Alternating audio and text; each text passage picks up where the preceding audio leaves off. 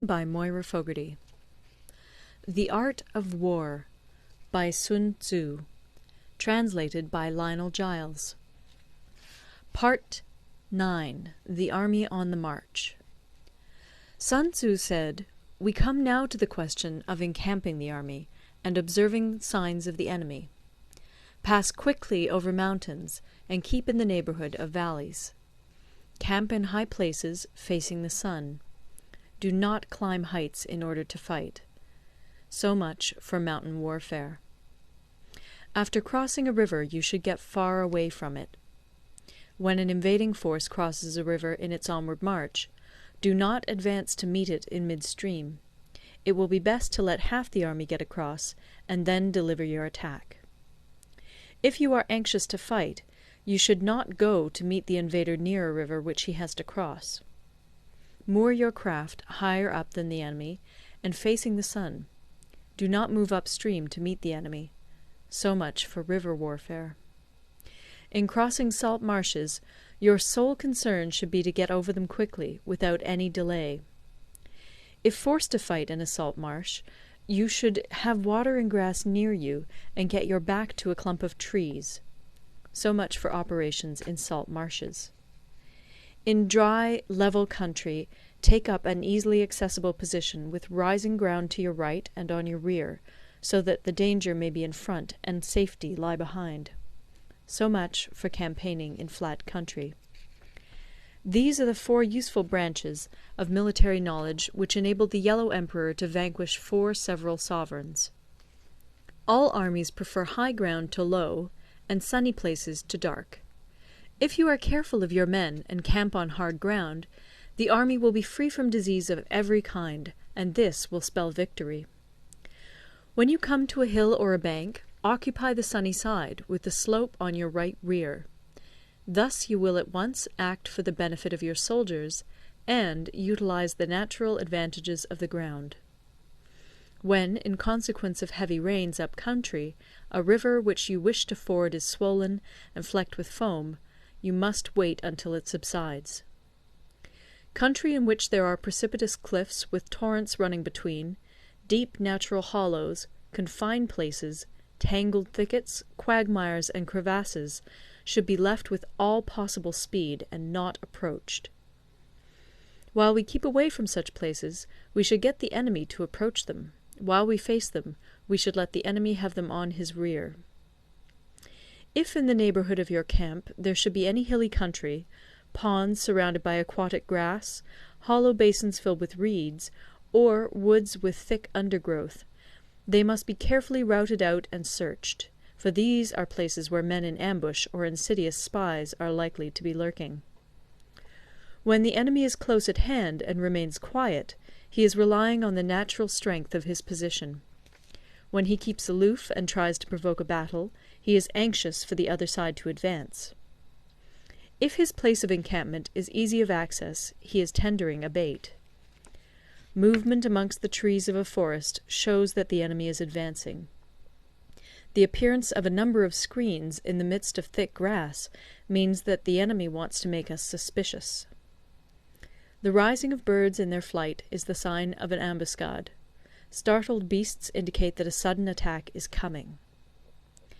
When there is dust rising in a high column, it is the sign of chariots advancing.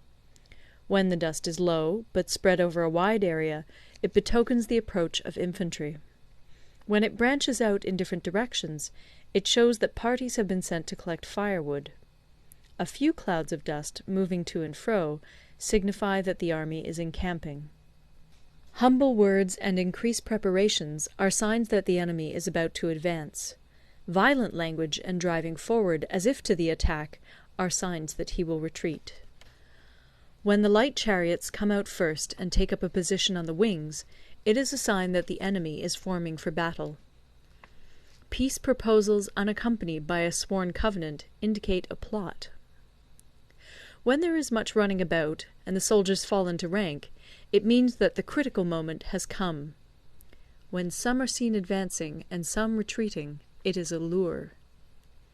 When the soldiers stand leaning on their spears, they are faint from want of food. If those who are sent to draw water begin by drinking themselves, the army is suffering from thirst. If the enemy sees an advantage to be gained and makes no effort to secure it, the soldiers are exhausted. If birds gather on any spot, it is unoccupied. Clamour by night betokens nervousness. If there is a disturbance in the camp, the general's authority is weak. If the banners and flags are shifted about, sedition is afoot. If the officers are angry, it means that the men are weary. When an army feeds its horses with grain and kills its cattle for food, and when the men do not hang their cooking pots over the campfires, showing that they will not return to their tents, you may know that they are determined to fight to the death. The sight of men whispering together in small knots, or speaking in subdued tones, points to disaffection amongst the rank and file. Too frequent rewards signify that the enemy is at the end of his resources. Too many punishments betray a condition of dire distress. To begin by bluster, but afterwards to take fright at the enemy's numbers, shows a supreme lack of intelligence.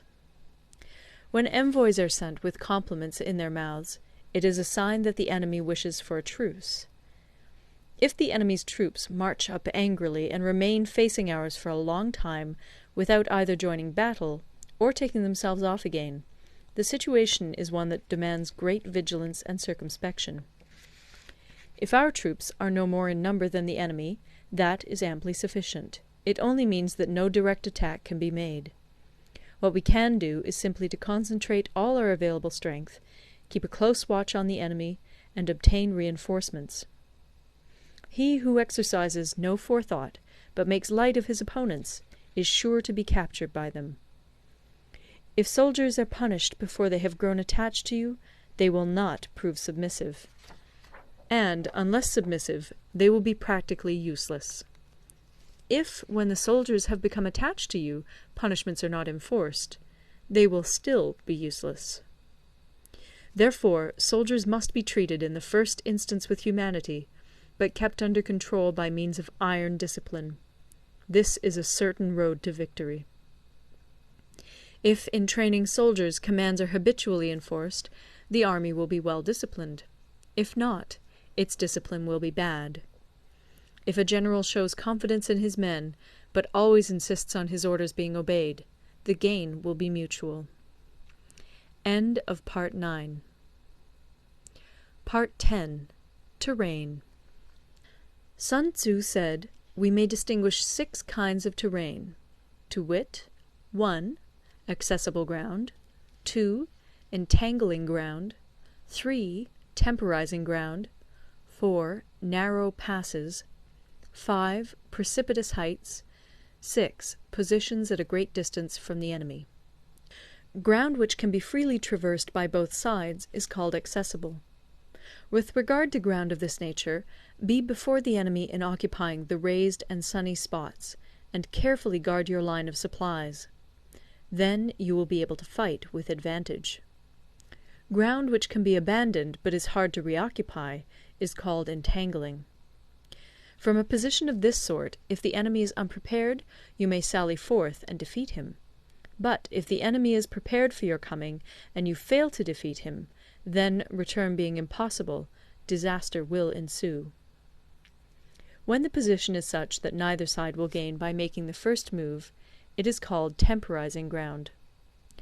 In a position of this sort, even though the enemy should offer us an attractive bait, it will be advisable not to stir forth, but rather to retreat, thus enticing the enemy in his turn. Then, when part of his army has come out, we may deliver our attack with advantage. With regard to narrow passes, if you can occupy them first, let them be strongly garrisoned and await the advent of the enemy. Should the army forestall you in occupying a pass, do not go after him if the pass is fully garrisoned, but only if it is weakly garrisoned. With regard to precipitous heights, if you are beforehand with your adversary, you should occupy the raised and sunny spots, and there wait for him to come up. If the enemy has occupied them before you, do not follow him, but retreat, and try to entice him away. If you are situated at a great distance from the enemy, and the strength of the two armies is equal, it is not easy to provoke a battle, and fighting will be to your disadvantage. These 6 are the principles connected with earth. The general who's attained a responsible post must be careful to study them. Now, an army is exposed to 6 several calamities, not arising from natural causes, but from faults for which the general is responsible. These are 1. Flight, 2. Insubordination, 3. Collapse, 4. Ruin, 5. Disorganization, 6. Rout. Other conditions being equal, if one force is hurled against another 10 times its size, the result will be the flight of the former. When the common soldiers are too strong and their officers too weak, the result is insubordination. When the officers are too strong and the common soldiers too weak, the result is collapse. When the higher officers are angry and insubordinate, and on meeting the enemy give battle on their own account from a feeling of resentment, before the commander-in-chief can tell whether or not he is in a position to fight, the result is ruin. When the general is weak and without authority, when his orders are not clear and distinct, when there are no fixed duties assigned to officers and men, and the ranks are formed in a slovenly, haphazard manner, the result is utter disorganization. When a general, unable to estimate the enemy's strength, allows an inferior force to engage a larger one, or hurls a weak detachment against a powerful one, and neglects to place picked soldiers in the front rank, the result must be rout. These are 6 ways of courting defeat, which must be carefully noted by the general who has attained a responsible post. The natural formation of the country is the soldier's best ally, but a power of estimating the adversary, of controlling the forces of victory, and of shrewdly calculating difficulties, dangers, and distances, constitutes the test of a great general. He who knows these things, and in fighting puts his knowledge into practice, will win his battles. He who knows them not, nor practices them, will surely be defeated.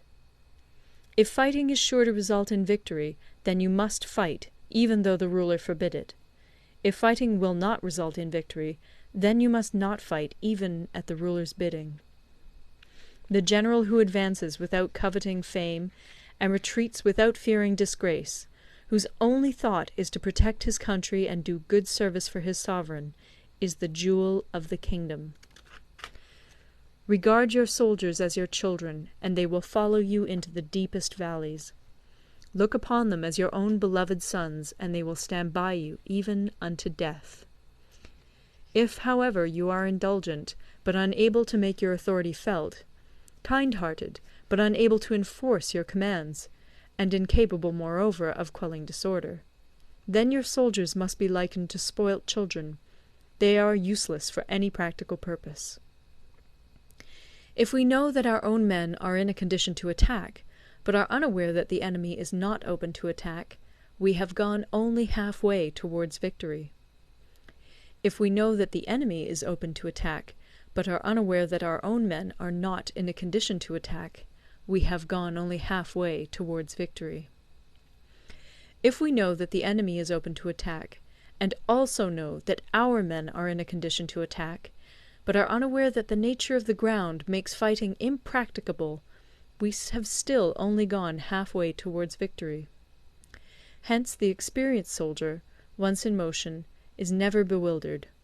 Once he has broken camp, he is never at a loss. Hence the saying, "If you know the enemy and know yourself, your victory will not stand in doubt. If you know heaven and know earth, you may make your victory complete." End of Part 10. Recorded in Toronto, Ontario,